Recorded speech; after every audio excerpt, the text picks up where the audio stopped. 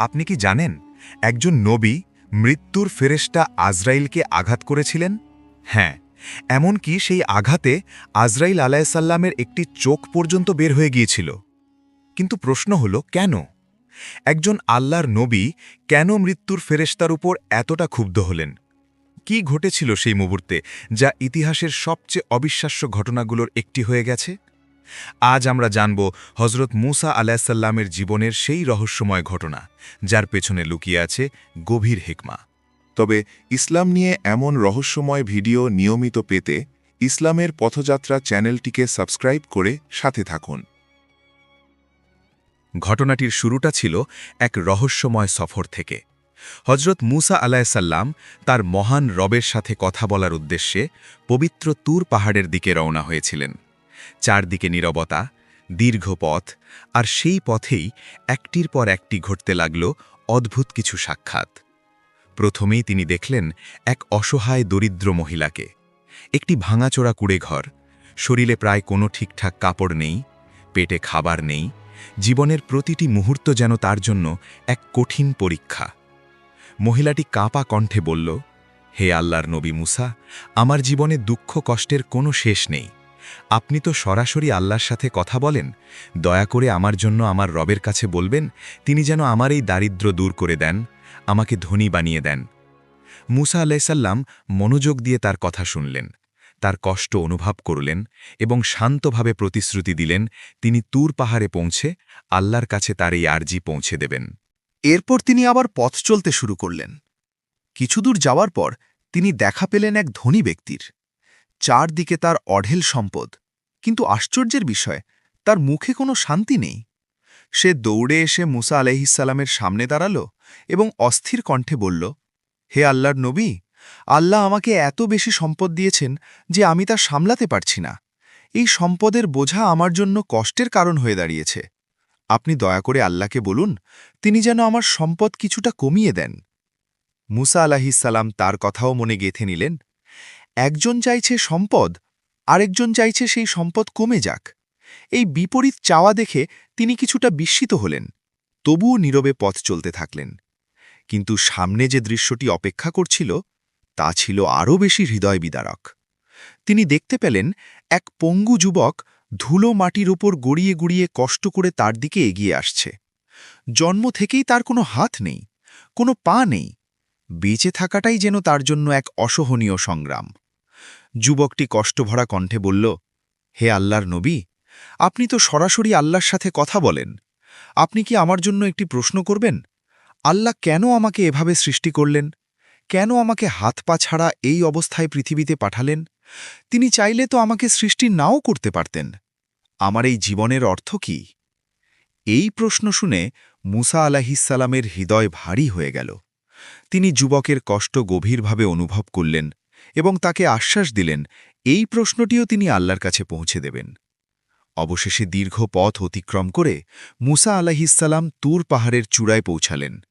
সেখানে তিনি অপেক্ষা করতে লাগলেন তার মহান রবের সাথে সেই মহামূল্যবান সাক্ষাতের জন্য। সাক্ষাতের সময় তিনি এক এক করে সেই তিনজন মানুষের কথা আল্লাহর দরবারে তুলে ধরলেন। কিন্তু যখন আল্লাহ তাআলা সেই পঙ্গু যুবকটির সৃষ্টির পেছনের কারণ জানালেন, সেই উত্তর শুনে স্বয়ং মুসা আলাইসাল্লামও স্তব্ধ হয়ে গেলেন। কি ছিল সেই রহস্য? কেন এমন এক অসহায় যুবককে সৃষ্টি করা হলো? আর সেই দরিদ্র মহিলা ও ধনী ব্যক্তির ভাগ্যে ঠিক কি লেখা ছিল? এই প্রশ্নগুলোর উত্তর প্রকাশ পেতে চলেছে যখন মহান আল্লাহ রব্বুল আলামিন মুসা আলাইসাল্লামকে জিজ্ঞেস করলেন, হে মুসা, আজ তুমি আমার কাছে কি সংবাদ নিয়ে এসেছ? তখন মুসা আলাইসাল্লাম বিনম্র কণ্ঠে এক এক করে সেই তিনজন মানুষের কথা আল্লাহর সামনে তুলে ধরতে শুরু করলেন। যুবকটি গভীর আগ্রহ আর উৎকণ্ঠা নিয়ে প্রশ্ন করল, হে আল্লাহর নবী, আমার সম্পর্কে আমার রব কি বলেছেন? মুসা আলাইসাল্লাম কিছুটা বিষণ্ণ হয়ে গেলেন। তিনি ধীরে ভারী কণ্ঠে বললেন, আল্লাহ তোমার ব্যাপারে যা বলেছেন তা শুনলে হয়তো তুমি সহ্য করতে পারবে না। কিন্তু যুবকটি থামার পাত্র নয়। সে জেদ ধরে বসল, না, আমাকে বলতেই হবে, আমি সত্য জানতে চাই। অবশেষে মুসা আলাইসাল্লাম বাধ্য হলেন। তিনি বললেন, আল্লাহ তোমাকে এই পঙ্গু অবস্থায় দুনিয়াতে পাঠিয়েছেন, কারণ মৃত্যুর পর তোমাকে দিয়ে তিনি জাহান্নামের একটি ছিদ্র বন্ধ করবেন। কথাটি শেষ হওয়ার সাথে সাথে চারপাশ যেন স্তব্ধ হয়ে গেল। কিন্তু ঠিক তখনই অপ্রত্যাশিত কিছু ঘটল। যুবকটি আকাশের দিকে তাকাল। তার চোখে অদ্ভুত এক তৃপ্তি, এবং সে বলল, আলহামদুলিল্লাহ। এই কথা শুনে মুসা আলাইসাল্লাম বিস্মিত, তারপর রাগান্বিত হয়ে উঠলেন। তিনি ধমকের সুরে বললেন, তুমি কি পাগল হয়ে গেছ?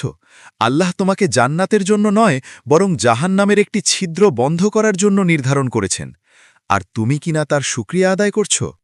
যুবকটি তখন অশ্রুসজল চোখে ধীরে বলল, হে আল্লাহর নবী, আমি এতদিন ভেবেছি আল্লাহ আমাকে হয়তো কোনো উদ্দেশ্য ছাড়াই সৃষ্টি করেছেন। এই পৃথিবীতে আমার কোনো মূল্য নেই, কোনো কাজেই আমি আসি না। সে কিছুক্ষণ থামল, তারপর গভীর আবেগ নিয়ে বলল, কিন্তু আজ আমি জানলাম আল্লাহ অন্তত একটি বিশেষ কাজের জন্যে আমাকে সৃষ্টি করেছেন। আমি তার কোনো কাজে তো লাগতে পারব। এর চেয়ে বড় সৌভাগ্য আর কি হতে পারে? এই কারণেই আমি আমার রবের শুকরিয়া আদায় করছি। এই কথা শুনে মুসা আলাইসাল্লাম বিস্ময়ে স্তব্ধ হয়ে গেলেন, কিন্তু একই সাথে কিছুটা বিরক্তও হলেন। মনে মনে ভাবলেন, এ তো সত্যিই অদ্ভুত। তিনি আর কিছু না বলে সামনের দিকে হাঁটতে শুরু করলেন।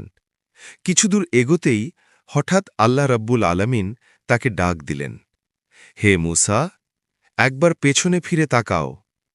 মুসা আলাইসাল্লাম পেছনে ফিরে তাকালেন, আর ঠিক তখনই তিনি দেখলেন এক অবিশ্বাস্য দৃশ্য। যে যুবকটি কিছুক্ষণ আগেও ধুলোর মধ্যে অসহায়ভাবে পড়েছিল, সে আর পঙ্গু নয়, সে এখন এক সুস্থ, সুঠাম, পরিপূর্ণ দেহের অধিকারী এক যুবক। দেখতে সুন্দর, শক্তিশালী, পরিপূর্ণ। আল্লাহ তাআলা বললেন, হে মুসা, তুমি ভালো করে দেখো, যে বন্দা এত ভয়াবহ পরিণতির কথা শুনেও আমার প্রতি অসন্তুষ্ট হয়নি, বরং আমার শুকরিয়া আদায় করেছে, আমি সেই শুকরিয়ার প্রতিদান হিসাবে তাকে দান করেছি পূর্ণ সুস্থতা, 2 হাত 2 পা। এই অলৌকিক দৃশ্য দেখে মুসা আলাইসাল্লাম গভীরভাবে অভিভূত হলেন। তিনি আবার পথ চলতে শুরু করলেন। এবার তার সামনে অপেক্ষা করছে আরও 2টি গুরুত্বপূর্ণ সাক্ষাৎ, সেই ধনী ব্যক্তি এবং সেই দরিদ্র মহিলা। আর তাদের ভাগ্যে কি ঘটতে যাচ্ছে তা জানলে আপনিও বিস্মিত হয়ে যাবেন। পঙ্গু যুবকের এই অবিশ্বাস্য পরিবর্তন দেখার পর মুসা আলাইসাল্লাম এক গভীর চিন্তায় নিমগ্ন অবস্থায় আবার সামনে এগিয়ে চললেন। কিছুদূর যাওয়ার পর তিনি সেই ধনী ব্যক্তির সামনে পৌঁছালেন। ধনী ব্যক্তি তাকে দেখেই ছুটে এলো, অস্থির কণ্ঠে বলল, হে আল্লাহর নবী, আমার ব্যাপারে আমার রব কি বলেছেন? মুসা আলাইহিসসালাম শান্তভাবে বললেন, আল্লাহ জানিয়েছেন, তুমি সর্বদা সব অবস্থায় তার শুকরিয়া আদায় করো। এই কারণেই তিনি তোমাকে এত বিপুল সম্পদ দান করেছেন। তিনি কিছুটা থেমে আবার বললেন, আর যদি তুমি তোমার সম্পদ কমাতে চাও, তাহলে আজ থেকে আল্লাহর শুকরিয়া আদায় বন্ধ করে দাও, অকৃতজ্ঞ হয়ে যাও, তাহলেই আল্লাহ তোমার সম্পদ কমিয়ে দেবেন। এই কথা শুনে ধনী ব্যক্তি হতবাক হয়ে গেল। তার চোখে আতঙ্ক, কণ্ঠ কেঁপে উঠল, হে আল্লাহর নবী, এটা কিভাবে সম্ভব? আমি একদিনও আমার রবের শুকরিয়া ছাড়া থাকতে পারব না। আমার অবস্থা যেমনই হোক, আমি কখনোই আলহামদুলিল্লাহ বলা বন্ধ করতে পারব না। সম্পদ চলে গেলে যাক, কিন্তু আমি আমার মালিকের অকৃতজ্ঞ হতে পারব না। তার এই দৃঢ় ঈমান আর ভালোবাসা দেখে মুসা আলাইহিসসালাম মুগ্ধ হয়ে গেলেন। তিনি সেখান থেকে বিদায় নিয়ে আবার সামনে এগিয়ে গেলেন। এরপর তিনি পৌঁছালেন সেই দরিদ্র মহিলার কাছে। মহিলাটি অধীর আগ্রহে জিজ্ঞেস করল, হে আল্লাহর নবী, আমার দারিদ্র্য দূর করার ব্যাপারে আল্লাহ কি বলেছেন? মুসা আলাইহিসসালাম কোমল কণ্ঠে বললেন, আল্লাহ বলেছেন, তোমাকে একটি বিশেষ আমল করতে হবে। তুমি না খেয়ে থাকো অথবা যত কষ্টেই থাকো না কেন, সব অবস্থায় আল্লাহর শুকরিয়া আদায় করতে হবে। তুমি যদি সর্বদা আলহামদুলিল্লাহ বলো, তবে আল্লাহ তোমাকে ধনী করে দেবেন। এই কথা শোনার পর মহিলার মুখের অভিব্যক্তি বদলে গেল। সে রেগে উঠল, ক্ষোভে কাঁপতে কাঁপতে বলল, হে আল্লাহর নবী, আল্লাহ আমাকে এত কষ্টে রেখেছেন, এই অবস্থায় আমি কিভাবে তার শুকরিয়া আদায় করব? যেদিন তিনি আমাকে ধনী করবেন, সেদিন আমি তার শুকরিয়া আদায় করব, তার আগে নয়। এই কথা শুনে মুসা আলাইসাল্লাম স্তব্ধ হয়ে গেলেন। তিনি আর কিছু না বলে সেখান থেকে চলে গেলেন। কিছু দূর এগোতেই আবার আল্লাহ তাকে ডাক দিলেন, হে মুসা, একবার পেছনে তাকাও। তিনি পেছনে ফিরে তাকালেন, আর মুহূর্তের মধ্যে এক প্রবল ঝড়ো হাওয়া বয়ে গেল। সেই তীব্র বাতাসে মহিলার একমাত্র আশ্রয়, তার সেই ভাঙাচোরা কুঁড়েঘরটিও উড়ে গেল। মহিলাটি চিৎকার করে কাঁদতে লাগল, আমার শেষ আশ্রয়টুকুও চলে গেল, এখন আমি কোথায় যাব? তখন আল্লাহ তাআলা বললেন, হে মুসা, যদি এই মহিলা বিপদের মধ্যেও আমার শুকরিয়া আদায় করত, তবে আজ তার এই পরিণতি হতো না। তার অকৃতজ্ঞতার কারণেই সে সব কিছু হারিয়েছে। এভাবেই সময় গড়িয়ে যেতে লাগল, আর ধীরে ধীরে হজরত মুসা আলাইসাল্লামের জীবনের দীর্ঘ সময় পার হয়ে গেল। একসময় তিনি বার্ধক্যে উপনীত হলেন। অবশেষে সেই নির্ধারিত মুহূর্ত এসে উপস্থিত হল, যে মুহূর্ত থেকে কেউ কখনো পালাতে পারে না। অবশেষে সেই নির্ধারিত মুহূর্ত এসে উপস্থিত হল, যে মুহূর্ত থেকে পৃথিবীর কোনো প্রাণীই পালাতে পারে না।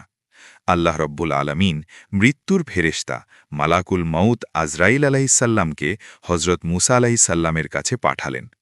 আজরাইল আলাইসাল্লাম এসে মুসা নবীর সামনে উপস্থিত হলেন। তিনি শান্ত কণ্ঠে বললেন, হে আল্লাহর পয়গাম্বর, আল্লাহ আমাকে আপনার রূহ কবজ করার জন্য পাঠিয়েছেন। মুসা আলাইসাল্লাম অত্যন্ত স্থির, শান্ত, এক গভীর চিন্তায় ডুবে গেলেন।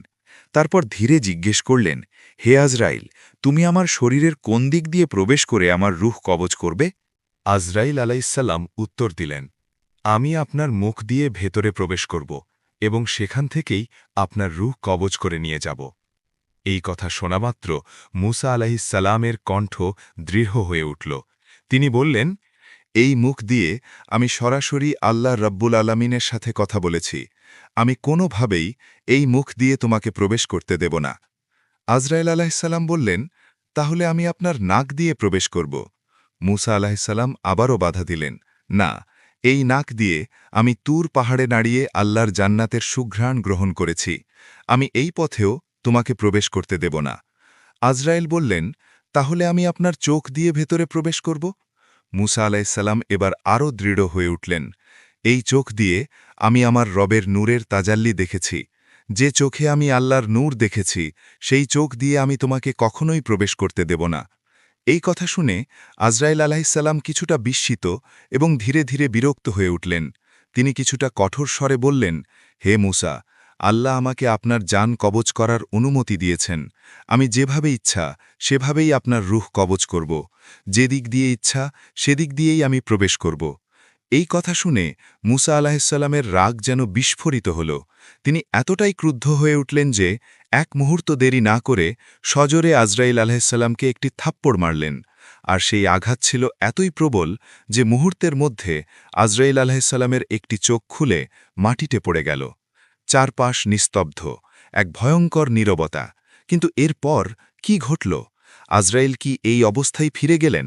আল্লাহ কি তার প্রিয় নবীর এই আচরণের জন্য কোনো শাস্তি দিলেন, নাকি এর পেছনে লুকিয়েছিল আরও গভীর কোনো রহস্য? আজরাইল আলাইহিসসালাম আর এক মুহূর্ত দেরি করলেন না। তিনি নিজের খুলে পড়া চোখটি হাতে তুলে নিলেন এবং সরাসরি আল্লাহ রব্বুল আলামিনের দরবারে আরশের নিচে উপস্থিত হলেন। তিনি গভীর আক্ষেপ নিয়ে বললেন, হে আল্লাহ, আপনি আমাকে এমন একজনের কাছে পাঠিয়েছেন যার রাগ কল্পনারও বাইরে। আমি প্রথমে তার মুখ দিয়ে প্রবেশ করতে চেয়েছিলাম, কিন্তু তিনি বাধা দিলেন। বললেন, এই মুখ দিয়ে তিনি আপনার সাথে কথা বলেছেন। এরপর আমি তার নাক দিয়ে প্রবেশ করতে চাইলাম, সেখানেও তিনি বাধা দিলেন। বললেন, এই নাক দিয়ে তিনি জান্নাতের সুঘ্রাণ পেয়েছেন। তারপর আমি তার চোখ দিয়ে প্রবেশ করতে চাইলাম। তিনি বললেন, এই চোখ দিয়ে তিনি আপনার নূর দেখেছেন। সব শেষে যখন আমি বাধ্য হয়ে জোর করে তার রূহ কবজ করতে চাইলাম, তখন তিনি আমাকে এমন আঘাত করলেন যে আমার চোখ খুলে মাটিতে পড়ে গেল। সব কিছু শুনে আল্লাহ রব্বুল আলামিন বললেন, হে আজরাইল, তুমি যাকে পাঠানো হয়েছ সে কোনো সাধারণ মানুষ নয়। আমি অতীতে যত নবী পাঠিয়েছি এবং ভবিষ্যতে যত পাঠাব, তাদের সবার মধ্যে আমার এই মুসার রাগ সবচেয়ে প্রবল। এরপর আল্লাহ তাআলা বললেন, হে আজরাইল, তুমি তার কাছে গিয়ে দুটি ভুল করেছ। প্রথমত, তুমি তার কাছে গিয়ে তাকে সালাম দাওনি, আর দ্বিতীয়ত, তুমি জোর করে তার ভেতরে প্রবেশ করতে চেয়েছ। এরপর মহান আল্লাহ তার কুদরতের মাধ্যমে আজরাইল আলাইসালামের চোখটি আবার আগের মতো সম্পূর্ণ সুস্থ করে দিলেন। আল্লাহ বললেন, হে আজরাইল, তুমি এখন কিছুটা অপেক্ষা করো, আমি দেখছি আমার প্রিয় মুসার রূহ কিভাবে কবজ করা যায়। এরপর আল্লাহ রাব্বুল আলামিন সরাসরি ওহির মাধ্যমে মুসা আলাইসাল্লামকে জিজ্ঞেস করলেন, হে মুসা, আপনি কি এই দুনিয়ায় আরও কিছুদিন বেঁচে থাকতে চান? যদি চান তবে আপনি একটি গরুর পিঠে আপনার হাত রাখুন। আপনার হাতের নিচে যতগুলো পশম পড়বে, প্রতিটি পশমের বিনিময়ে আমি আপনাকে 1 বছর করে হায়াত দান করব। আল্লাহর এই নির্দেশ পেয়ে মুসা আলাইহিসসালাম একটি গরুর কাছে গেলেন এবং তার পিঠে নিজের হাত রাখলেন। তখন আল্লাহ বললেন, হে মুসা, আপনার হাতের নিচে যত পশম রয়েছে প্রতিটির বিনিময়ে আমি আপনাকে 1 বছর করে দীর্ঘ হায়াত দান করলাম।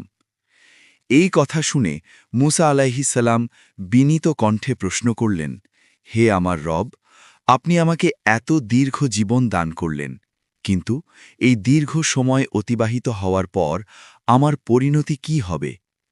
আল্লাহ রাব্বুল আলামিন উত্তর দিলেন, এই দীর্ঘ হায়াত একসময় শেষ হয়ে যাবে, আর শেষ পর্যন্ত আপনাকে মৃত্যুবরণ করতেই হবে। এই কথা শুনে মুসা আলাইহিসসালাম গভীর চিন্তায় নিমগ্ন হয়ে গেলেন। তারপর বিনম্র কণ্ঠে বললেন, হে আমার রব, যদি শেষ পর্যন্ত আমাকে মৃত্যুবরণ করতেই হয়, তবে আর দেরি করে কি লাভ? এই দীর্ঘ হায়াতের আমার কোনো প্রয়োজন নেই। দুনিয়ায় এত দীর্ঘ সময় বেঁচে থাকার চেয়ে আপনার দিদার লাভ করাই আমার কাছে অনেক বেশি প্রিয়। আপনি এখনই আমার রূহ কবজ করে নিন। তবে মৃত্যুর আগে তিনি তার রবের কাছে একটি ছোট্ট আকুতি জানালেন। তিনি বললেন, হে আল্লাহ, দুনিয়া থেকে বিদায় নেওয়ার আগে আমি শেষবারের মতো আরও একবার আপনার দিদার লাভ করতে চাই। আল্লাহ রাব্বুল আলামিন তার প্রিয় নবীর এই আকাঙ্ক্ষা কবুল করলেন। তিনি বললেন, হে মুসা, ঠিক আছে, আপনি আগামীকাল তুর পাহাড়ে চলে আসুন। পরদিন মুসা আলাইহিসসালাম তুর পাহাড়ে উপস্থিত হলেন। সেখানে ৭০,০০০ নূরের পর্দার আড়াল থেকে আল্লাহ তাআলা তার নূরের সামান্য তাজাল্লি দেখালেন। এর আগে প্রথমবার যখন মুসা আলাইহিসসালাম এই নূরের তাজাল্লি দেখেছিলেন, তখন তিনি বেহুশ হয়ে পড়েছিলেন, কিন্তু এবার তিনি সেই নূরের ঝলক দেখে অসীম আনন্দে অভিভূত হয়ে গেলেন। তার হৃদয় ভরে গেল প্রশান্তিতে। দিদার লাভের পর মুসা আলাইহিসসালাম আবার বললেন, হে আল্লাহ রাব্বুল আলামিন, শেষবারের মতো আমি আপনার কাছে একটি দোয়া করতে চাই। দয়া করে আমার এই দোয়াটি কবুল করুন। আল্লাহ তাআলা জিজ্ঞেস করলেন, হে মুসা, তুমি কি দোয়া করতে চাও? মুসা আলাইহিসসালাম বললেন, হে আল্লাহ, আমার বনি ইসরায়েল জাতি যেন কিয়ামত পর্যন্ত রিজিকের কষ্টে না ভোগে। আপনি তাদের অফুরন্ত রিজিক দান করুন। এই দোয়া শুনে আল্লাহ তাআলা তাকে একটি বিস্ময়কর দৃশ্য দেখানোর সিদ্ধান্ত নিলেন। তিনি বললেন, হে মুসা, আপনি আপনার লাঠি দিয়ে সামনের ওই পাহাড়ে আঘাত করুন। মুসা নবী লাঠি দিয়ে পাহাড়ে আঘাত করলেন, আর সাথে সাথেই পাহাড় ফেটে গেল। সেখান থেকে প্রবাহিত হতে লাগল একটি নদী। আল্লাহ আবার বললেন, এবার ওই নদীর পানিতে আঘাত করুন। মুসা নবী পানিতে আঘাত করতেই নদীর বুক চিরে বেরিয়ে এলো একটি বিশাল পাথর। আল্লাহ আবার নির্দেশ দিলেন, এবার ওই পাথরের ওপর আঘাত করুন। মুসা নবী পাথরে আঘাত করলেন, আর তখন সেই কঠিন পাথরের ভেতর থেকে বেরিয়ে এলো একটি জীবন্ত হরিণ। মুসা নবী বিস্ময়ে তাকিয়ে রইলেন। তিনি দেখলেন হরিণটির মুখে এখনও তাজা ঘাস, সে যেন ঠিক এখনই খাচ্ছিল। তখন আল্লাহ রাব্বুল আলামিন বললেন, হে মুসা, তুমি কি দেখতে পেলে? পাহাড়ের ভেতরে নদী, নদীর ভেতরে পাথর, আর সেই পাথরের ভেতরে থাকা এই হরিণটিকেও আমি নিজেই খাবার দিয়ে বাঁচিয়ে রেখেছি। তিনি আরও বললেন, শুধু বনি ইসরায়েল নয়, এই পৃথিবীতে আমি যত সৃষ্টি করেছি তাদের সবার রিজিকের দায়িত্ব আমি নিজেই নিয়েছি। এই অপূর্ব দৃশ্য ও কথোপকথনের পর মুসা আলাইহিসসালাম তুর পাহাড় থেকে নেমে নিজ গন্তব্যের দিকে রওনা হলেন। পথে এক নির্জন জনমানবহীন মরুভূমি পার হওয়ার সময় তিনি হঠাৎ এক অদ্ভুত দৃশ্য দেখতে পেলেন। দেখলেন 6 জন অপরিচিত মানুষ অত্যন্ত মনোযোগ দিয়ে একটি কবর খনন করছে। মুসা আলাহিসাল্লাম কৌতূহলী হয়ে তাদের কাছে এগিয়ে গেলেন। তিনি বললেন, এই জনমানবহীন মরুভূমিতে তোমরা কার জন্য কবর খনন করছ? তাদের একজন শান্তভাবে উত্তর দিল, এখান থেকে কিছু দূরের একটি গ্রামে একজন নেককার ব্যক্তি ইন্তেকাল করেছেন। আমরা তার দাফনের জন্য এই কবর প্রস্তুত করছি। তারপর তারা বলল, হে আল্লাহর নবী, আপনি যদি আমাদের একটু সাহায্য করতেন তাহলে আমাদের কাজটি সহজ হয়ে যেত। মুসা আলাইহিসসালাম তাদের অনুরোধ গ্রহণ করলেন। তিনি নিজ হাতে তাদের সাথে কবর খননের কাজে অংশ নিলেন। কিছুক্ষণ পর কবর খনন সম্পূর্ণ হল। তখন তারা মুসা নবীকে বলল, হে আল্লাহর নবী, যে ব্যক্তি ইন্তেকাল করেছেন তার গঠন আর উচ্চতা আপনার মতোই। আপনি যদি একটু এই কবরে শুয়ে দেখতেন তাহলে আমরা বুঝতে পারতাম কবরটি ঠিকমতো হয়েছে কিনা। মুসা আলাইহিসসালাম দ্বিধা না করে কবরে শুয়ে পড়লেন। কিন্তু কবরে শোয়ার সাথে সাথেই তিনি এক অদ্ভুত প্রশান্তি অনুভব করলেন। এমন শান্তি, এমন তৃপ্তি যা তিনি আগে কখনো অনুভব করেননি। ঠিক সেই মুহূর্তে আল্লাহ রাব্বুল আলামিন ফিরেশতা জিব্রাইল আলাইহিসসালামকে নির্দেশ দিলেন, হে জিব্রাইল, তুমি এখনই জান্নাত থেকে একটি আপেল নিয়ে যাও এবং আমার মুসাকে তা খেতে বলো। একই সাথে আল্লাহ তাআলা মৃত্যুর ফেরেশতা আজরাইলকেও প্রস্তুত হতে বললেন। তিনি নির্দেশ দিলেন, যখন মুসা সেই আপেলে কামড় দেওয়ার জন্য মুখ খুলবে, ঠিক সেই মুহূর্তেই তুমি তার ভেতরে প্রবেশ করবে এবং অত্যন্ত শান্তিতে তার রূহ কবজ করে নিয়ে আসবে। আল্লাহর নির্দেশ পাওয়া মাত্রই জিব্রাইল আলাইহিসসালাম জান্নাত থেকে একটি পবিত্র আপেল নিয়ে মুসা আলাইহিসসালামের কাছে উপস্থিত হলেন। তিনি বললেন, হে আল্লাহর পয়গম্বর, আপনার সাথে এতক্ষণ যারা এই কবর খনন করছিল তারা কেউই সাধারণ মানুষ নয়, তারা সবাই মহান আল্লাহর প্রেরিত ফেরেশতা। এরপর তিনি আরও বললেন, আল্লাহ রাব্বুল আলামিন জান্নাত থেকে এই আপেলটি আপনার জন্য পাঠিয়েছেন। এই আপেলটি খাওয়ার মাধ্যমেই এই দুনিয়ার জীবন থেকে আপনার বিদায়ের সময় এসে যাবে। এই কথা শুনে মুসা আলাইহিসসালামের হৃদয় আনন্দে ভরে উঠল। তিনি পরম তৃপ্তির সাথে সেই জান্নাতি আপেলটি হাতে নিলেন। ধীরে ভালোবাসায় ভরা মন নিয়ে তিনি আপেলটি মুখে তুললেন। আর ঠিক সেই মুহূর্তে যখন তিনি কামড় দেওয়ার জন্য মুখ খুললেন, সেই সুযোগে মৃত্যুর ফেরেশতা আজরাইল আলাইহিসসালাম তার ভেতরে প্রবেশ করলেন এবং অত্যন্ত শান্তিতে, সম্মানের সাথে হযরত মুসা আলাইহিসসালামের পবিত্র রূহ কবজ করে নিলেন। নিঃশব্দে, শান্তিতে এক মহিমান্বিত বিদায়। মুসা নবীর ইন্তেকালের পর সেই ফেরেশতারা যারা মানুষের রূপে এসেছিল তারা অত্যন্ত সম্মানের সাথে তাকে কবরে থেকে তুলে আনল। তারপর অপরিসীম যত্নে তারা মুসা আলাইহিসসালামকে গোসল করাল। জান্নাত থেকে আনা সুগন্ধি কাপড় দিয়ে তাকে কাফন পরানো হল।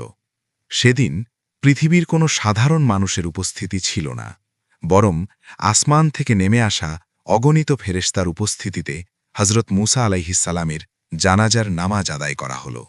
এক অনন্য মর্যাদা, এক অবর্ণনীয় সম্মান। এরপর অত্যন্ত সম্মানের সাথে তাকে সেই কবরে দাফন করা হল। দাফন কাজ শেষ হওয়ার পর মহান আল্লাহ রাব্বুল আলামিন নিজ কুদরতে এমন এক ব্যবস্থা করলেন যাতে তার কবরের কোনো চিহ্নই আর অবশিষ্ট না থাকে। মাটি এমনভাবে সমান হয়ে গেল যেন এখানে কখনো কোনো কবরই ছিল না, যেন পৃথিবীর মানুষ কখনোই জানতে না পারে এই স্থানেই শায়িত আছেন এক মহান নবী। এর পেছনে ছিল এক গভীর হিকমত। সেই সময় বনি ইসরায়েল জাতি ছিল চরম অবাধ্য এবং কবর পূজার প্রবণতায় লিপ্ত। যদি তারা জানতে পারত এই জায়গায় মুসা আলাইহিসসালামের কবর রয়েছে, তবে তারা নিশ্চিতভাবেই এই স্থানকে কেন্দ্র করে শিরেক ও মাজার পূজার কেন্দ্র তৈরি করত। আর সেই শিরেক থেকে বাঁচানোর জন্যই আল্লাহ তাআলা চিরকালের জন্য তার কবরের ঠিকানা মানুষের কাছ থেকে গোপন করে দিলেন। হযরত মুসা আলাইহিসসালামের এই জীবন কথা অলৌকিক ঘটনায় ভরা, গভীর শিক্ষায় পূর্ণ। এ যেন আমাদের চোখে আঙুল দিয়ে দেখিয়ে দেয় আল্লাহর পরিকল্পনা কত নিখুঁত। একটি আলহামদুলিল্লাহ, একটি মাত্র শুকরিয়া কিভাবে সেই পঙ্গু যুবকের জীবনকে সম্পূর্ণ বদলে দিয়েছিল। আবার অকৃতজ্ঞতা কিভাবে মুহূর্তের মধ্যে সব কিছু কেড়ে নেয় তা আমরা সেই দরিদ্র মহিলার ঘটনায় দেখেছি। এই ঘটনাগুলো আমাদের মনে করিয়ে দেয় মৃত্যু অবশ্যম্ভাবী, আল্লাহর সিদ্ধান্তই চূড়ান্ত, আর রিজিকের মালিক একমাত্র আল্লাহ, যিনি পাহাড়ের ভেতর, পাথরের ভেতর, এমনকি অদৃশ্য জগতের প্রাণীকেও খাবার পৌঁছে দেন। এই সত্য আমাদের ঈমানকে আরও দৃঢ় করে তোলে। সম্মানিত দর্শক, আপনারা হয়তো ভাবছেন আজকের এই হৃদয়স্পর্শী কাহিনী এখানেই শেষ, কিন্তু না, এই গল্প এখানেই থেমে নেই, কারণ হজরত মুসা আলাইহিসসালামের জীবনে এখনও বাকি রয়েছে আরও এক বিস্ময়কর, আরও এক রহস্যময় অধ্যায়, যেখানে লুকিয়ে আছে আল্লাহর অদৃশ্য পরিকল্পনার আরেকটি নিদর্শন। একটু আগে আমরা দেখলাম কিভাবে আল্লাহ তাআলা একজন পঙ্গু যুবক এবং এক দরিদ্র মহিলার ভাগ্য নির্ধারণ করেছিলেন। ঠিক তেমনি একদিন মুসা আলাইহিসসালামকে এক এমন সফরে পাঠানো হল যা মানুষের চিন্তাশক্তিকেই থামিয়ে দেয়। এই ঘটনার সূচনা হয়েছিল একটি ভাষণ থেকে। মুসা আলাইহিসসালাম বনি ইসরায়েলের সামনে দাঁড়িয়ে এক গভীর জ্ঞানগর্ভ খুতবা দিচ্ছিলেন। তার কথা শুনে সবাই মুগ্ধ, নিঃশব্দ। ঠিক তখনই একজন মানুষ প্রশ্ন করল, হে আল্লাহর নবী, এই পৃথিবীতে সবচেয়ে জ্ঞানী ব্যক্তি কে? মুসা আলাইহিসসালাম স্বাভাবিকভাবেই উত্তর দিলেন, এই মুহূর্তে আমিই পৃথিবীর সবচেয়ে জ্ঞানী ব্যক্তি, কারণ আমি আল্লাহর নবী এবং আমি সরাসরি তার সাথে কথা বলি। কিন্তু এই উত্তরটি আল্লাহ রাব্বুল আলামিনের পছন্দ হল না, কারণ তিনি চেয়েছিলেন মুসা বলুন, আল্লাহই সবচেয়ে ভালো জানেন। এরপর আল্লাহ তাআলা ওহির মাধ্যমে বললেন, হে মুসা, আপনি পৃথিবীর সবচেয়ে জ্ঞানী নন। 2 সাগরের মিলনস্থলে আমার এক বান্দা রয়েছে, যাকে আমি আপনার চেয়েও বিশেষ জ্ঞান দান করেছি। এই কথা শুনে মুসা আলাইহিসসালামের অন্তরে তাকে দেখার প্রবল আগ্রহ জেগে উঠল। তিনি বললেন, হে আমার রব, আমি কিভাবে তার সাক্ষাৎ পাব? আল্লাহ তাআলা বললেন, আপনি একটি থলিতে একটি মৃত মাছ নিয়ে সফরে বের হন। যেখানে দেখবেন সেই মৃত মাছটি জীবিত হয়ে পানিতে লাফিয়ে পড়েছে, সেখানেই আপনি আমার সেই বান্দাকে পেয়ে যাবেন। আল্লাহর নির্দেশ পাওয়ার পর মুসা আলাইহিসসালাম তার বিশ্বস্ত খাদেম, যুবক সঙ্গী ইউসা বিন নুনকে সাথে নিয়ে সেই অজানা জ্ঞানী ব্যক্তির সন্ধানে বেরিয়ে পড়লেন। দীর্ঘ পথ, একটার পর একটা দিন পার হতে লাগল। তারা হেঁটে চললেন অজানার পথে। অবশেষে একসময় তারা পৌঁছলেন 2 সাগরের মিলনস্থলে। সেখানে একটি বিশাল পাথরের পাশে তারা কিছুক্ষণ বিশ্রামের জন্য থামলেন।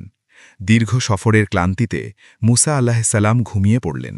আর ঠিক সেই মুহূর্তেই ঘটে গেল এক অলৌকিক ঘটনা। তাদের থলিতে রাখা সেই মৃত মাছটি হঠাৎ জ্যান্ত হয়ে উঠল। মাছটি লাফিয়ে উঠে সোজা সাগরের পানিতে ঝাঁপ দিল, আর এমনভাবে সাঁতার কেটে চলে গেল যেন সাগরের বুকে একটি সুড়ঙ্গ তৈরি হয়ে গেল। ইউসা বিন নুন এই দৃশ্য নিজের চোখে দেখলেন। তিনি বিস্ময়ে হতবাক হয়ে গেলেন। কিন্তু মুসা আলাইহিসসালাম তখন ঘুমিয়ে, তাই তিনি তাকে জাগালেন না। এরপর তারা আবার যাত্রা শুরু করলেন। কিন্তু অদ্ভুতভাবে ইউসা বিন নুন সেই গুরুত্বপূর্ণ ঘটনাটি মুসা নবীকে জানাতে ভুলে গেলেন। তারা আরও অনেক দূরে গিয়ে গেলেন। অবশেষে যখন তারা অত্যন্ত ক্লান্ত ও ক্ষুধার্ত হয়ে পড়লেন, তখন মুসা আলাইহিসসালাম বললেন, আমাদের খাবারটা নিয়ে এসো। এই সফরে আমরা সত্যিই ক্লান্ত হয়ে পড়েছি। এই কথা শুনে হঠাৎ ইউসা বিন নুনের সেই মাছের কথা মনে পড়ল। তিনি লজ্জিত কণ্ঠে বললেন, হে আল্লাহর পয়গাম্বর, আমরা যখন সেই পাথরের কাছে বিশ্রাম নিচ্ছিলাম, তখন এক আশ্চর্য ঘটনা ঘটেছিল। আমাদের থলির সেই মৃত মাছটি জ্যান্ত হয়ে সাগরে চলে গিয়েছিল, আর শয়তান আমাকে এই কথাটি আপনাকে জানাতে ভুলিয়ে দিয়েছিল। এই কথা শোনামাত্র মুসা আলাইহিসসালাম উৎফুল্ল হয়ে উঠলেন। তিনি বললেন, আমরা তো ঠিক সেই জায়গাটিরই খোঁজ করছিলাম। এরপর তারা নিজেদের পদচিহ্ন অনুসরণ করে আবার সেই পাথরের কাছে ফিরে গেলেন। সেখানে পৌঁছে তারা দেখলেন এক ব্যক্তি বসে আছেন। তিনি পুরো শরীর চাদরে আবৃত করে রেখেছেন। এই ব্যক্তিই ছিলেন হজরত খিজির আলাইহিসসালাম, যাকে আল্লাহ তাআলা দান করেছিলেন বিশেষ অদৃশ্য জ্ঞান। মুসা আলাইহিসসালাম তাকে সালাম দিলেন এবং অত্যন্ত বিনয়ের সাথে বললেন, আল্লাহ আপনাকে যে বিশেষ জ্ঞান দান করেছেন, তার থেকে আমাকে কিছু শিক্ষা দেওয়ার শর্তে আমি কি আপনার অনুসরণ করতে পারি? খিজির আলাইহিসসালাম গভীর দৃষ্টিতে তার দিকে তাকালেন, তারপর বললেন, হে মূসা, আপনি আমার সাথে ধৈর্য ধরে থাকতে পারবেন না? কারণ যে বিষয়ের অন্তর্নিহিত রহস্য আপনি জানেন না, সেই বিষয়ে আপনি কিভাবে ধৈর্য ধরবেন? মূসা আলাহিসাল্লাম দৃঢ়ভাবে বললেন, ইনশাল্লাহ, আপনি আমাকে ধৈর্যশীল হিসেবেই পাবেন। আমি আপনার কোনো কাজের অবাধ্য হব না। তখন খিজির আলাহিসাল্লাম একটি শর্ত দিলেন, যদি আপনি আমার সাথে চলতে চান, তবে মনে রাখবেন, আমি নিজে থেকে কোনো কিছুর ব্যাখ্যা না দেওয়া পর্যন্ত আপনি আমাকে কোনো প্রশ্ন করতে পারবেন না। মূসা আলাহিসাল্লাম সেই শর্ত মেনে নিলেন এবং তারা দুজন একসাথে যাত্রা শুরু করলেন। কিছুক্ষণ পর তারা সমুদ্রের তীরে এসে পৌঁছালেন। সেখানে একটি নৌকায় উঠলেন। নৌকার মাঝিরা খিজির আলাহিসাল্লামকে চিনে ফেলল। তারা কোনো ভাড়া ছাড়াই অত্যন্ত সম্মানের সাথে তাদের নৌকায় তুলে নিল। নৌকাটি যখন মাঝ দরিয়ায় পৌঁছাল, হঠাৎ খিজির আলাহিসাল্লাম একটি কুড়াল তুলে নিলেন এবং নৌকার তক্তায় আঘাত করতে শুরু করলেন। একটি তক্তা ভেঙে ফেললেন। নৌকায় পানি ঢুকতে শুরু করল। এই দৃশ্য দেখে মূসা আলাহিসাল্লাম আর নিজেকে সামলাতে পারলেন না। তিনি বিস্ময়ে বলে উঠলেন, এ আপনি কি করলেন? এই গরিব মাঝিরা আমাদের বিনা ভাড়ায় পার করে দিচ্ছে, আর আপনি তাদের নৌকাটাই নষ্ট করে দিলেন। আপনি কি আমাদের সবাইকে ডুবিয়ে মারতে চান? খিজির আলাইহিসসালাম শান্ত কণ্ঠে বললেন, আমি কি আগেই বলিনি আপনি আমার সাথে ধৈর্য রাখতে পারবেন না? মূসা আলাইহিসসালাম লজ্জিত হয়ে গেলেন। তিনি বললেন, আমার ভুলের জন্য আমাকে ধরবেন না, আমার প্রতি কঠোর হবেন না। এরপর তারা নৌকা থেকে নেমে আবার পথ চলতে লাগলেন। নদীর তীর ধরে হাঁটার সময় তারা দেখলেন কিছু শিশু খেলাধুলা করছে। হঠাৎ খিজির আলাইহিসসালাম সেই শিশুদের মধ্য থেকে এক নিষ্পাপ কিশোরকে ধরে ফেললেন এবং তাকে হত্যা করে ফেললেন। এই দৃশ্য দেখে মূসা আলাইহিসসালাম রাগে ও বিস্ময়ে ফেটে পড়লেন। তিনি চিৎকার করে বললেন, আপনি একটি নিরপরাধ প্রাণকে হত্যা করলেন। সে তো কাউকে হত্যা করেনি। আপনি তো এক ভয়ঙ্কর অপরাধ করে ফেললেন। খিজির আলাইহিসসালাম আবার শান্তভাবে বললেন, আমি কি আপনাকে বলিনি আপনি আমার সাথে ধৈর্য ধরে থাকতে পারবেন না? এবার মূসা আলাইহিসসালাম বুঝতে পারলেন তিনি আবার শর্ত ভেঙেছেন। তিনি গভীর লজ্জায় বললেন, এরপর যদি আমি আর কোনো প্রশ্ন করি, তবে আপনি আমাকে আপনার সাথে রাখবেন না। এরপর তারা আবার নতুন করে পথ চলতে লাগলেন। একসময় তারা পৌঁছলেন একটি শহরে। তারা দুজনই তখন অত্যন্ত ক্ষুধার্ত, ক্লান্ত। তারা শহরের লোকদের কাছে খাবার চাইলেন, কিন্তু সেই শহরের মানুষগুলো ছিল অত্যন্ত কৃপণ। তারা তাদের সাথে খারাপ ব্যবহার করল। খাবার তো দিলই না, বরং তাদের তাড়িয়ে দিল। এই আচরণ সহ্য করে তারা যখন শহর ছেড়ে চলে যাচ্ছিলেন, তখন খিজির আলাইহিসসালাম লক্ষ্য করলেন একটি পুরনো দেয়াল ভেঙে পড়ার উপক্রম। তিনি থেমে গেলেন এবং নিজের হাতে পরিশ্রম করে সেই দেয়ালটি ঠিক করে দিলেন। এই দৃশ্য দেখে মূসা আলাইহিসসালাম এবার বিরক্ত হয়ে উঠলেন। তিনি বললেন, এই শহরের মানুষগুলো আমাদের সাথে খারাপ ব্যবহার করল, আমাদের খাবার পর্যন্ত দিল না, আর আপনি তাদের জন্য বিনা পারিশ্রমিকে কাজ করে দিলেন। আপনি চাইলে তো এর বিনিময়ে কিছু নিতে পারতেন, যা দিয়ে অন্তত আমাদের খাবারের ব্যবস্থা করা যেত।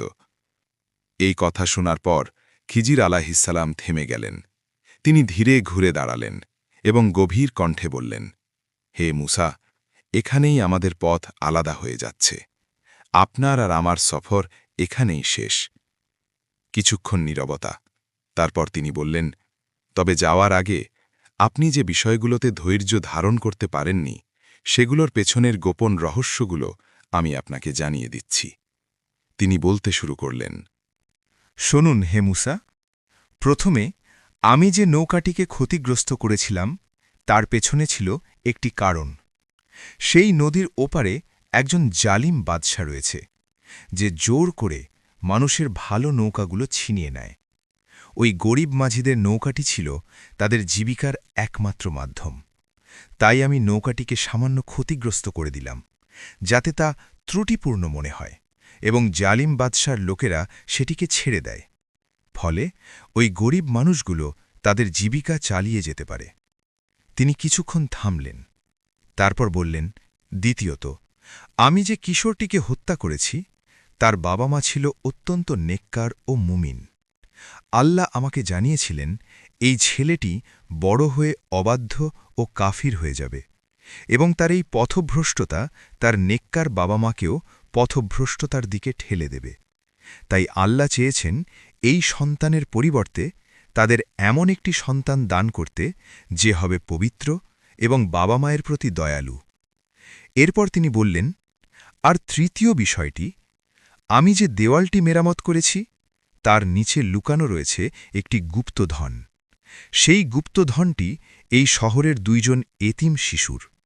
তাদের পিতা ছিলেন একজন নেককার মানুষ। আল্লাহ চেয়েছেন যখন তারা বড় হবে তখন তারা নিজেরাই সেই গুপ্তধন উদ্ধার করবে। কিন্তু দেওয়ালটি যদি ভেঙে পড়ত তাহলে সেই ধন খারাপ লোকদের হাতে চলে যেত। এই কারণেই আমি দেওয়ালটি ঠিক করে দিয়েছি। এরপর খিজির আলাইহিসসালাম মুসা আলাইহিসসালামের দিকে তাকিয়ে বললেন, হে আল্লাহর পয়গম্বর, আপনি ভেবেছিলেন আমি এই কাজগুলো নিজের ইচ্ছায় করেছি, কিন্তু না, এর একটি কাজও আমি নিজের সিদ্ধান্তে করিনি। প্রতিটি কাজই ছিল আল্লাহর নির্দেশ আর তার সুদূর প্রসারী পরিকল্পনার অংশ। তিনি ধীরে বললেন, আর এটাই সেই অদৃশ্য রহস্য যার ওপর আপনি ধৈর্য ধারণ করতে পারেননি। এই বলে তাদের পথ আলাদা হয়ে গেল। কিন্তু গল্প এখানেই শেষ নয়, কারণ মুসা আলাইহিসসালামের জীবনের সবচেয়ে বড় অধ্যায়টি তখনও বাকি। সবচেয়ে ভয়ঙ্কর, সবচেয়ে রোমাঞ্চকর, এক জালিম শাসকের বিরুদ্ধে এক নবীর সংগ্রাম। সে শাসক ফেরাউন, যে নিজের ক্ষমতার অহংকারে অন্ধ হয়ে নিজেকেই স্রষ্টা দাবি করেছিল। সে বনি ইসরায়েল জাতির উপর চালাত নির্মম অত্যাচার, তাদের সন্তানদের হত্যা করত আর জীবিতদের দিয়ে কঠোর দাসত্ব করাত। এই ভয়াবহ পরিস্থিতিতে মহান আল্লাহ রাব্বুল আলামিন মুসা আলাইহিসসালামকে নির্দেশ দিলেন, ফেরাউনের কাছে যাও এবং তাকে সত্যের পথে আহ্বান করো। আল্লাহ নির্দেশ পেয়ে মুসা আলাইহিসসালাম তার ভাই হারুন আলাইহিসসালামকে সাথে নিয়ে ফেরাউনের রাজ দরবারে উপস্থিত হলেন। রাজপ্রাসাদ জাঁকজমকে ভরা, ক্ষমতার অহংকারে পূর্ণ। সেখানে দাঁড়িয়ে মুসা নবী অত্যন্ত শান্ত কণ্ঠে বললেন, হে ফেরাউন, আমি বিশ্বজগতের রবের পক্ষ থেকে প্রেরিত একজন রাসূল। তুমি বনি ইসরায়েলকে মুক্ত করে দাও এবং একমাত্র আল্লাহ ইবাদত করো। এই কথা শুনে ফেরাউন অট্টহাসিতে ফেটে পড়ল। সে তাচ্ছিল্যের সাথে বলল, বিশ্বজগতের রব আবার কে? আমি ছাড়া তো তোমাদের আর কোনো প্রভু নেই। সে মুসা নবীকে একজন জাদুকর মনে করল, ভাবল সে হয়তো কোনো জাদুর মাধ্যমে তার রাজত্ব দখল করতে এসেছে। অহংকারে অন্ধ হয়ে ফেরাউন একটি চ্যালেঞ্জ ছুড়ে দিল, হে মুসা, যদি তুমি সত্যবাদী হও তবে আমার জাদুকরদের সাথে তোমার লড়াই হবে। আমি মিশরের সবচেয়ে শক্তিশালী জাদুকরদের নিয়ে আসব। দেখি তোমার শক্তি জেতে নাকি আমার জাদুকরদের জাদু। মুসা আলাইহিসসালাম নির্ভয়ে সেই চ্যালেঞ্জ গ্রহণ করলেন। এরপর নির্ধারিত হল একটি দিন, এক বিশাল উৎসবের দিন। সেই দিন এক বিশাল ময়দানে 4 দিক থেকে লক্ষ লক্ষ মানুষ জড়ো হল। একদিকে ফেরাউন তার সিংহাসনে বসে, অহংকারে ভরা চোখ, তার চারপাশে মিশরের সেরা জাদুকররা দাঁড়িয়ে। অন্যদিকে সেই বিশাল ময়দানে একাই দাঁড়িয়ে আছেন মহান আল্লাহর নবী মুসা আলাইহিসসালাম। জাদুকরেরা আত্মবিশ্বাসে ভরপুর। তারা ফেরাউনকে বলল, হে মহামান্য সম্রাট, আমরা যদি আজ মুসাকে পরাজিত করতে পারি তবে আমাদের জন্য কি পুরস্কার থাকবে? ফেরাউন মুচকি হেসে লোভনীয় কণ্ঠে বলল, তোমরা শুধু যে কোনো মূল্যে মুসাকে পরাজিত করো। আমি তোমাদের আমার সবচেয়ে কাছের মানুষ করে নেব, আমার সভাসদ বানিয়ে দেব, আর তোমাদেরকে অফুরন্ত ধন সম্পদ দান করব। এই বিশাল পুরস্কারের লোভে জাদুকরদের চোখে জ্বলে উঠল লালসা। তারা উৎসাহে ভরে উঠল, লড়াইয়ের জন্য প্রস্তুত হয়ে গেল। তারপর তারা দম্ভের সাথে মুসা আলাইহিসসালামকে বলল, হে মুসা, আগে কি তুমি তোমার জাদু দেখাবে নাকি আমরা শুরু করব?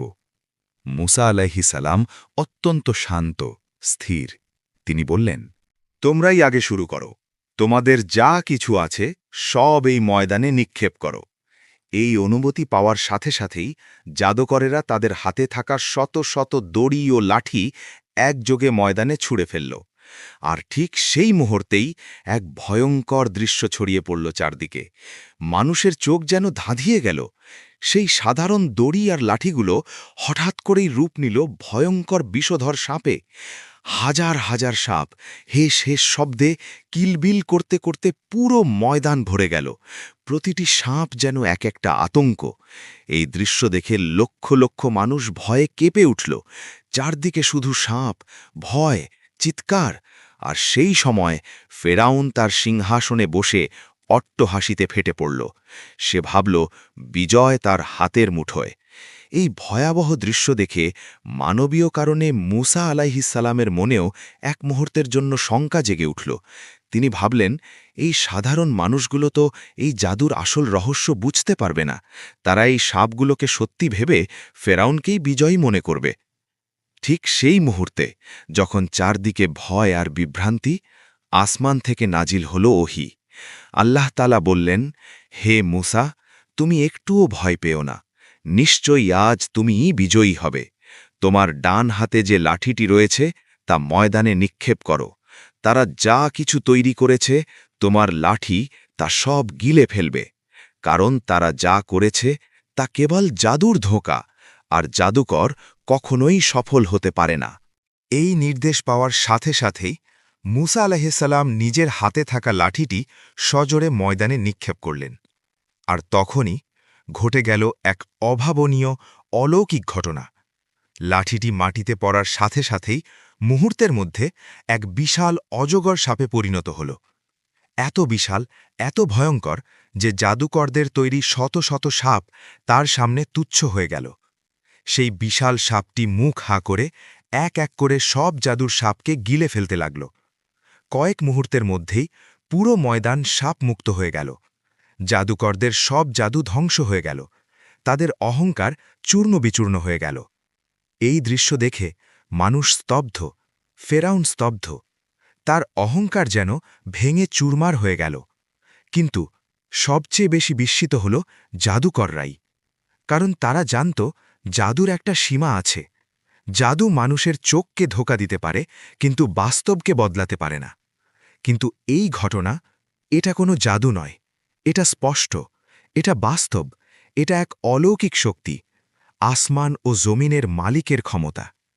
এই সত্য উপলব্ধি করতে তাদের আর দেরি হল না। হঠাৎ করেই সেই বড় বড় জাদুকরেরা মাটিতে সিজদায় লটিয়ে পড়ল। লক্ষ লক্ষ মানুষের সামনে তারা উচ্চস্বরে ঘোষণা করল, আমরা হারুন ও মূসার রবের প্রতি ঈমান আনলাম। আমরা বিশ্বজগতের রবের কাছে আত্মসমর্পণ করলাম। এই দৃশ্য দেখে ফেরাউনের রাগ আকাশ ছুঁয়ে গেল।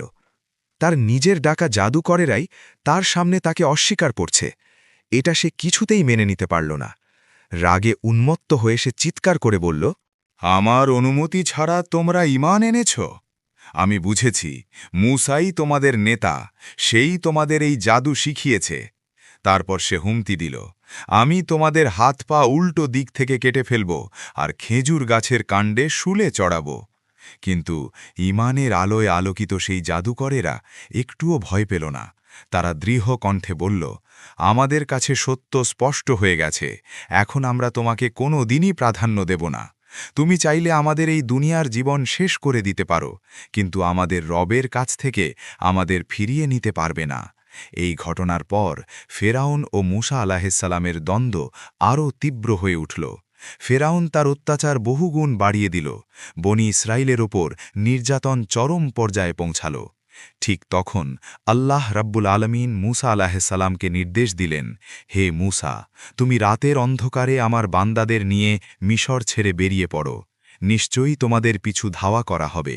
আল্লাহর নির্দেশ পাওয়ার পর মূসা আলাইহিসসালাম রাতের গভীর অন্ধকারে বনি ইসরায়েলের বিশাল জনগোষ্ঠীকে সাথে নিয়ে নিঃশব্দে, গোপনে মিশর ত্যাগ করতে শুরু করলেন। চারদিকে নীরবতা, অন্ধকারে ঢাকা পথ।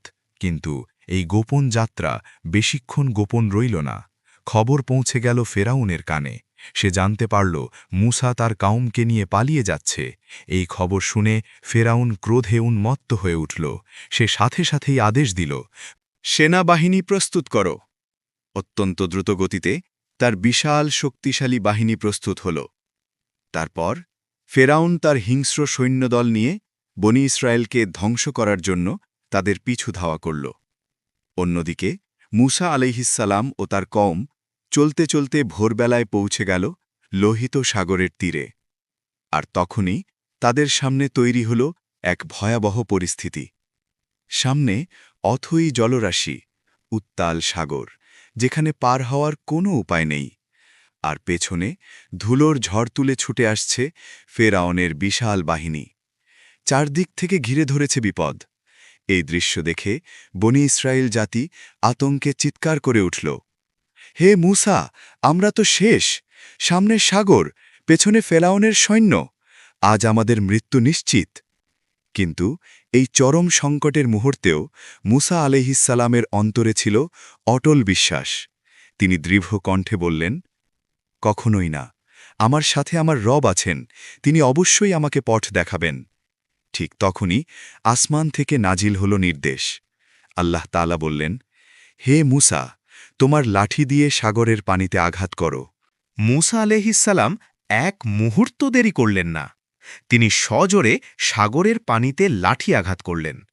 আর তখনই ঘটে গেল মানব ইতিহাসের এক মহান অলৌকিক ঘটনা। সাগরের পানি দুই ভাগে বিভক্ত হয়ে গেল। দুই পাশে পানি উঠে দাঁড়াল বিশাল পাহাড়ের মতো, আর মাঝখানে সাগরের বুক ছেড়ে তৈরি হল 12টি শুকনো রাস্তা, মসৃণ, নিরাপদ।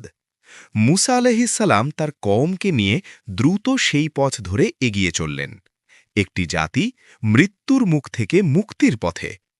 অন্যদিকে ফেরাউন তার বাহিনী নিয়ে সাগরের তীরে এসে পৌঁছাল। এই দৃশ্য দেখে সে এক মুহূর্তের জন্য থমকে গেল, কিন্তু তার অহংকার, তার অন্ধতা তাকে সত্য দেখতে দিল না। সে ভাবল এই পথও তার জন্যই তৈরি হয়েছে। ফেরাউন তার সেনাবাহিনী নিয়ে সাগরের সেই পথ ধরে ভেতরে প্রবেশ করল। এদিকে মূসা আলাইহিসসালাম ও তার কওম নিরাপদে অপর পাড়ে পৌঁছে গেল। আর ঠিক তখনই আল্লাহ তাআলা নির্দেশ দিলেন, সাগর, তুমি তোমার আগের অবস্থায় ফিরে যাও। মুহূর্তের মধ্যে দুই পাশের সেই বিশাল পানির প্রাচীর ধসে পড়ল। হুড়মুড় করে সবকিছু ঢেকে দিল পানির নিচে। ফেরাউন, তার বাহিনী, সবাই ডুবে গেল অথই সাগরের জলে। ক্ষমতার অহংকারে নিজেকে খোদা দাবি করা সেই ফেরাউন, তার শেষ পরিণতি হল অত্যন্ত অপমানজনক মৃত্যু।